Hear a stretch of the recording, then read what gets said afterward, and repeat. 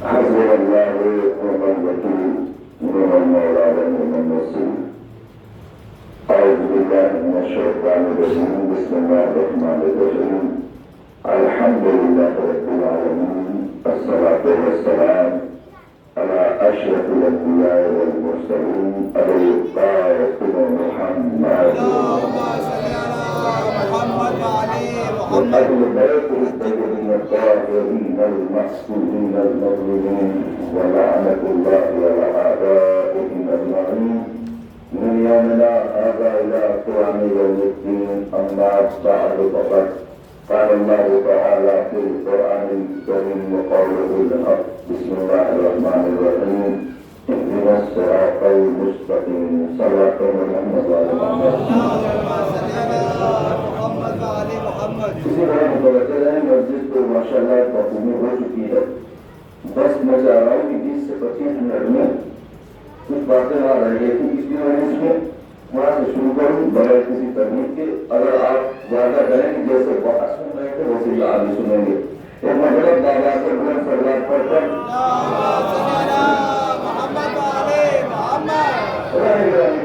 پروردگار عالم نے صراط مستقیم پر قائم رکھنے کے لیے تمام انبیاء کو بھیجا کہ جاؤ اور بنی نوع انسانی کو بتاؤ کہ صراط مستقیم کیا ہے.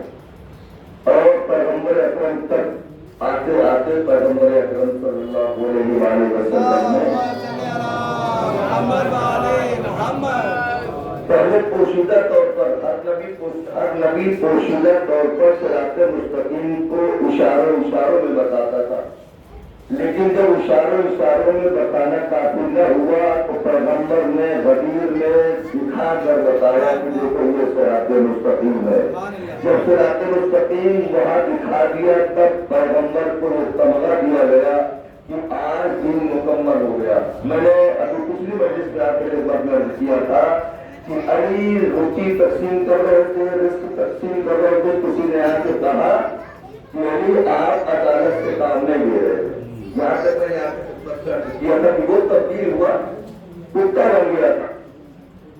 اب یہ وہی بات ہو نہیں رہی ہے. اب روایت کی فکر یہ ہے جیسے محلے کے ہوتے ہیں کتے 4-5 دوڑا لیتے ہیں. اگر بزرگ علاقے کا کتا آ جاتا ہے تو انہوں نے دوڑایا. وہ جو اپنے علاقے کے کتے تھے دوسرے علاقے کے کتے کو دوڑایا. اور جب دوڑایا دیکھے گا اکثر دوسرا بھی دیکھا گیا ہے جو محلے کے کتے ہوتے ہیں ہمارے سب کے گھر سے روٹیاں ملتی ہوں گے نا تو وہ وفادار ہوتے ہیں. دروازے پہ آپ بیٹھے رہیں گے, آپ چلے جائیں کچھ نہیں بولیں گے. لیکن جیسے دوسرا کوئی آئے گا وہ بھوکنے لگتا ہے, وہ پھینکنے لگتا ہے, توجہ رہ جائے نگرانی پر. جب یہاں سے دیکھا کہ محلے میں غیر محلے کا آ گیا تو انہوں نے دوڑایا اور دوڑا کر وہ نہیں چھوڑا کس طرح تک اس کے گھر تک لے کے گیا. اور وہ ابھی تبدیل ہوا تھا, ابھی تبدیل ہوا تھا. وہ اپنے سیدھے گھر پہ گیا اور جیسے گھر گیا تو بیوی روٹی بنا رہی تھی. اب ظاہر ہے روٹی بن رہی ہو اس وقت کوئی کتا آ جائے تو کیا جواب ہوگا؟ الٹا اسے ہی مارا جائے گا. جیسے ہی مارنے کی بات آئی تو کتے کے پیچھے جو کتے تھے ان کے پیچھے کچھ لوگ بھی تھے کہ یہ کیا کر رہی ہو, کیا ہوا, کیا یہ تیرا شوہر ہے؟ ابھی جملہ پورا نہیں ہوا, سوچے نے کیا جواب دے وہ ہے میں. ابھی لوگوں نے کہا یہ تیرا شوہر ہے, کیا ہوا تھا, کہیں یہ علی کے خلاف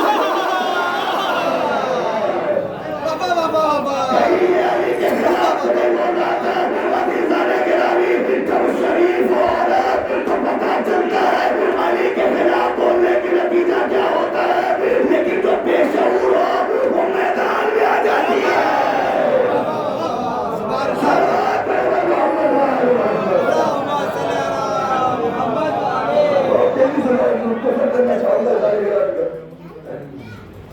الٹا ہی بیوی نے کہا کہ کہیں یہ علی کے خلاف تو نہیں پہنچ رہا تھا. جب اسے خبر تھی کہ علی کے خلاف پہنچے گا اور جواب میں اگر علی نے جو کہہ دیا وہ بن گیا.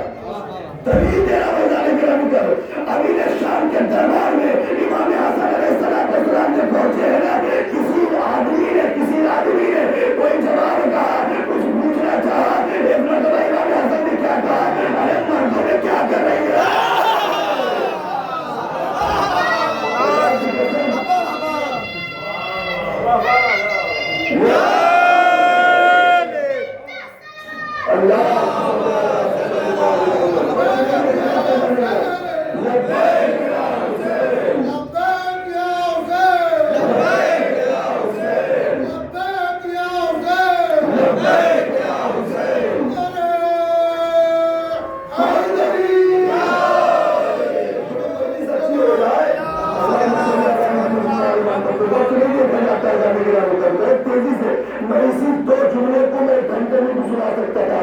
لیکن میں دیکھ رہا ہوں آپ کافی دیر سے مجلس سن بھی رہے ہیں اور ابھی مجلس میں جانا ہے، لہٰذا بہت کم وقت میں ساری باتیں چھوڑ کر کہ امام اعظم نے کیا کہا کہ مردوں نے تیرا کہا کیا کیا کام روایت کی فکر یہ کہ آثار میں ادار ہونے لگے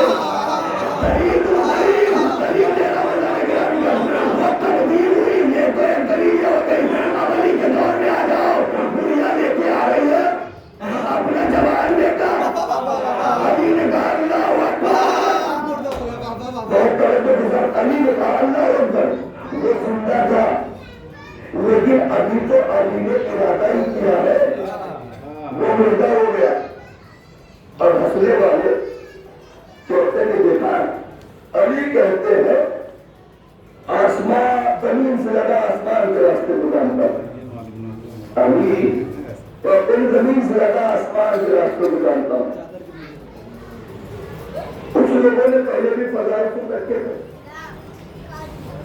ہم سے بھی استاد نے پوچھ لیا کہ آپ کس مسئلے سے تعلق رکھتے، میں نے کہا میں شیعہ ہوں، مولا جی کو بہت سارا رکھتا نہیں، کیا کرا رکھتا، آپ لوگ کہتے ہیں سورج پلٹا دیتے ہیں، جہاں کے ٹکڑے کر دیتے ہیں، وہ ستارہ بھی توڑ لائیں گے، اتنے لمبے کے ہاتھ ہیں، میں نے کہا تو کیا چاہتا ہے، کہا تو وقت کیسے بھی توڑ رہا ہے، میں نے کہا ضرورت کیا ہے جو بیٹی پیکیج بنا لیتے ہیں،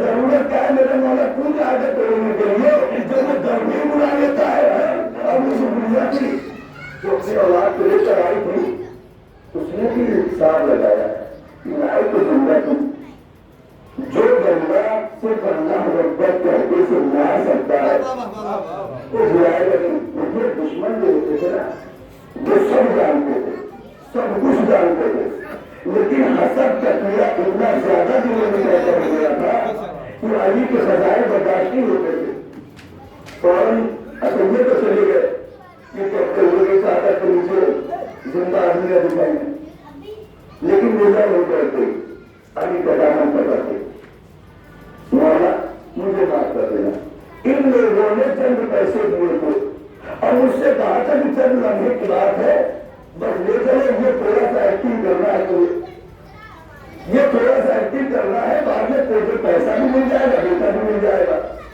لیکن علی میں نے دیکھ لیا جب تو ایک تقدیر میں اسے مار سکتا ہے، مردہ کر سکتا ہے تو تو ہی زندہ کرے گا، یہ دیکھو سمجھ گرانی کر تو ہی زندہ کرے گا، دامن پکڑ کے بیٹھ گئی تو علی نے بتایا ٹھوکر مار کے کہا تم دیکھ لی، میرے حکم سے اٹھا اور وہ اٹھا، جیسے اٹھا علی کے قدموں میں گر کے کہتا ہے اشہد ان لا الہ الا اللہ، صلوات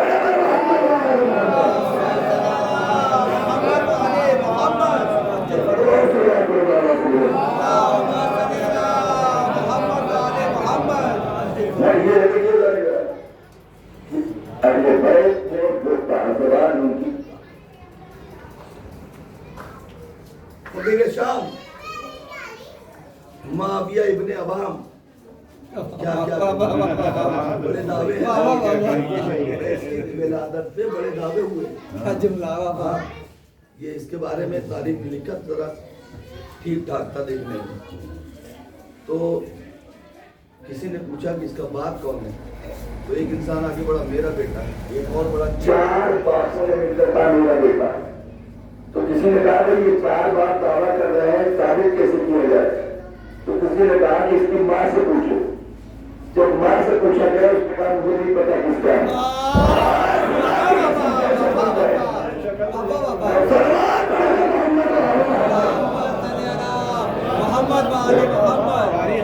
سب نے ماں نے نہیں کہا کہ مجھے نہیں پتا، کنفیوژن اتنی زیادہ ہے، سلوات پڑھے محمد والے سنا ہے ابھی بڑے سخی تھے ان کا بیٹا بھی اس سے زیادہ سخی ہے بڑے اچھے دسترخوان لگاتا ہے ہم دیکھتے ہیں کتنے سخی ہے ماویہ کہہ رہا ہے جاؤ بلا کے آؤ علی کے بیٹے حسن کو اور ہم بھی اپنی سخاوت دکھائیں گے امام حسن کے سامنے اپنی سخاوت دکھائے گا امام حسن وہ ہے کہ ان کے سامنے ہی ان کے باغ کو بہتان لگانے والے کو جواب یوں دیا تیرے پاس لباس نہیں ہے تجھے لباس کی ضرورت ہے میں تجھے لباس دوں گا تیرے پاس نالین نہیں ہے میں تجھے نالین دوں گا تیرے پاس مکان نہیں ہے تو میں تجھے مکان دیتا ہوں ادھر امام حسن نے کہا جیسے میرے اللہ کی مولا ایک باہر کی برائی کر رہا ہے باپ کو بہتان لگا رہا ہے میں بہتان کیوں کر رہا ہوں اس کو آگے کر دوں میں کہہ رہا تھا میں بتاؤں گا غیبت مولا علی علیہ السلام کی آج تک کوئی دشمن نہیں کر پایا اہل بیت کی غیبت کوئی دشمن بڑا سے بڑا دشمن کبھی نہیں پایا بہتان نہیں پایا کیوں غیبت کسی کے اندر پائی جاتی ہے کمی اسے کہا جاتا ہے بہتان تو ہوتا ہی نہیں سنے اسے کہا جاتا ہے مثال کے طور پر غیبت یہ کہ انسان شراب پیتا تھا کبھی اور چھوڑ دیا اس نے آپ کے دوسرے پڑھتے شرابی ہے تو وہ تھی وہ علامت اس کے اندر لیکن اہل بیت کے دشمنوں کے اندر آج تک یہ طاقت نہیں ہوئی کہ وہ غیبت کر سکے بہتان لگاتے تھے بہتان کیا ہوتا ہے بہتان وہ ہوتا ہے کہ جو اس کے اندر پایا ہی نہ جاتا ہو ایک انسان نے کبھی جھوٹ نہیں بولا پھر بھی آ کر جھوٹ بولتا ہے ایک انسان نے کبھی شراب نہیں کی پھر بھی آپ کہہ رہے شراب پیتا ہے ایک انسان نے کبھی نماز ترک نہیں کی پھر بھی آپ کہتے ہیں نماز ترک کرتا ہے یہ بہتان ہوا یعنی اگر کبھی پائی جاتی ہے اور پیٹ پیچھے بیان کیا جائے اسے غیبت کہا جاتا ہے کوئی کمی نہ ہو پھر بھی کمی تلاش کی جائے اسے بہتان کہا جاتا ہے کیونکہ جانے میرا نہیں کر اب یہ کہتا ہے کہ بلا کے لاؤ میں بھی اپنی سخاوت میں دکھاؤں گا اور وہ چند روپیاں کیا کھلاتے ہیں اپنے آپ کو زیادہ سخی سمجھتے ہیں اور درباریوں کو بلا کر اپنے حوالیوں اور مشیروں کو بلا کر یہ مشورہ کیا کہ کیسے ان کو استغفر اللہ خاتم جو ہے ان کی رسوائی کی جائے ان کو پست دکھانے کی کوشش کی جائے تو جتنے بیٹھے ہوئے تھے کسی نے کچھ بیان کیا کسی نے کچھ بیان کیا کسی نے کچھ بیان کیا ایک تھا تھوڑا کہنے لگا ایک کام کرتے اپنے سب سپاہیوں کو بلاؤ سارے درباروں کو بلاؤ اور ان کو یہ حکم دو کہ اگر امام حسن آئے دیکھیے یہ تاریخ میں لکھا ہے انہوں نے کہا کہ اگر علی کے بیٹے امام حسن آئے تو کوئی بھی سپاہی کوئی بھی دربان ان کے لیے احترام کھڑا نہیں ہوگا کوئی عزت نہیں کرے گا کوئی بھی احترام نہیں کرے گا یہ حکم ہو گیا اور ساتھ ساتھ یہ ہو گیا کہ اسے زیادہ انعام ملے گا جو جتنا زیادہ رسوائی کرے گا دربار سجا ہوا ہے امام حسن کو خبر ملی امام حسن علیہ السلام مسکرائے اور مطلب گھر سے برآمد ہوئے جب گھر سے برآمد ہوئے تو فرشتوں نے اب ان کا سایہ کیا اور مطلب کراما کہتے ہوئے آہستہ آہستہ امام جیسے ہی معاویہ کے دروازے پر پہنچے دربار نے فوراً راستہ دیا امام لا حول ولا قوت الا باللہ العلی العظیم اعوذ باللہ من الشیطان الرجیم کہتے ہوئے آگے بڑھے اور ایک دروازہ نہیں پر بادشاہوں کے جو محل ہوتے تھے وہ کم سے کم 6-7 دروازے پار کرنے پڑتے تھے جو آپ بلڈنگوں میں جائیں لال قلعے میں جا کر دیکھیے آپ اور بھی جگہ جا کر دیکھیں گے وہ ہمیں ملے گا جو مین دربار ہوتا تھا جہاں بادشاہ رہتا تھا وہاں پہنچنے کے لیے 6-7 دروازے ہوتے تھے امام آ رہے ہیں دربار کو حکم ہے کہ زیادہ انعام ملے گا زیادہ انعام ملے گا امام آ رہے ہیں بڑی احترامی کرنے کے لیے زیادہ انعام ملے گا لیکن دربار کیا کر رہے ہیں امام آ رہے ہیں دربار راستہ دے رہے ہیں امام آ رہے ہیں دربار راستہ دے رہے ہیں شاید دربانے نے سوچا ہو یہ سچا آ رہا ہے یہ تو ہمیں کچھ دے ملے گا وہ جھوٹا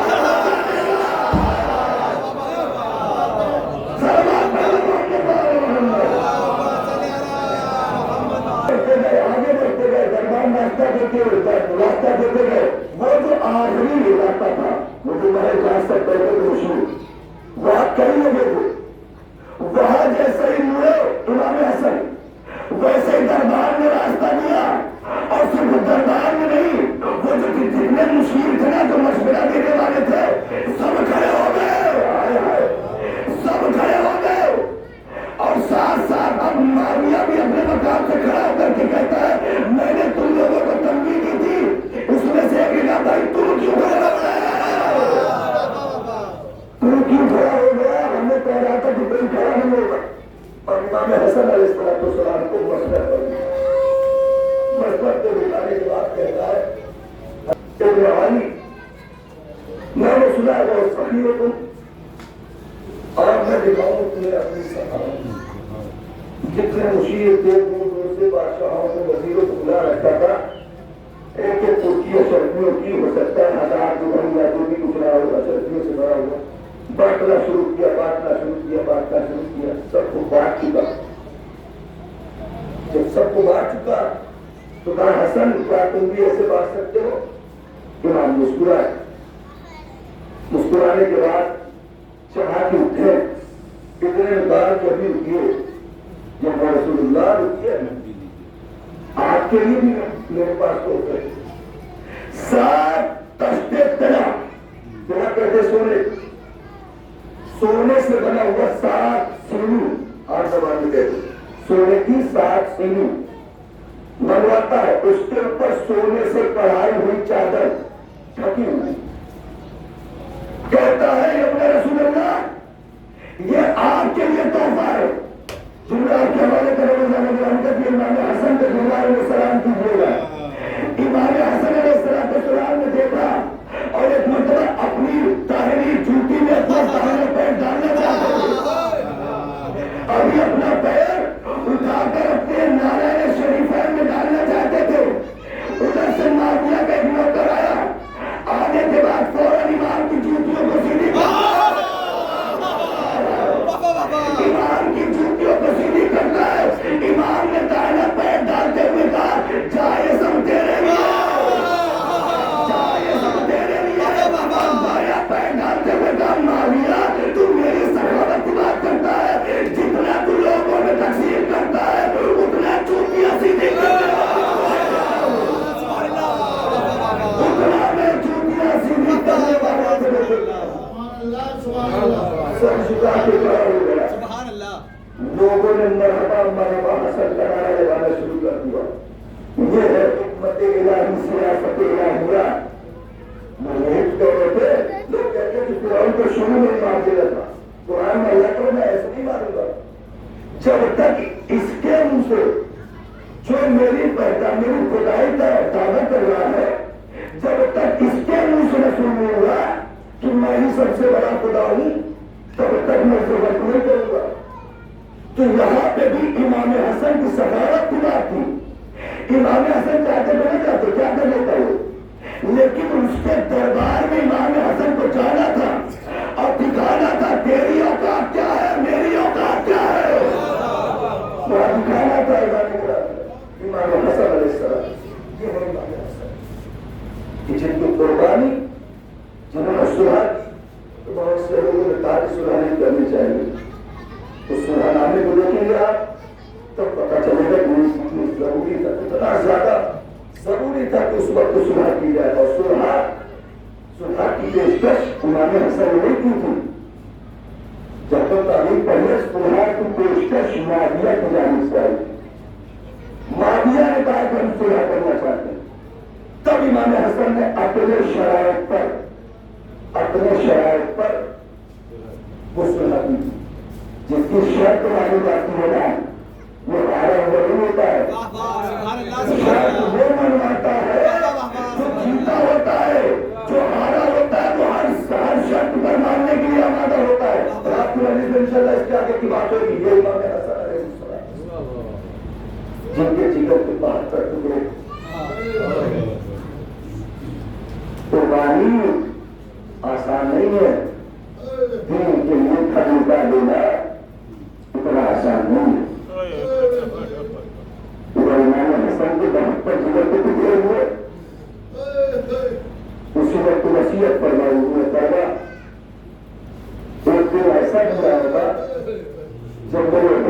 حسین پر بڑی مصیبت ہوئی.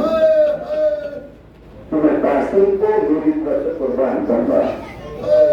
جناب ابن فرما نے کہا کہ وہ کیسے ممکن ہے؟ اجازت ملے گا نہیں.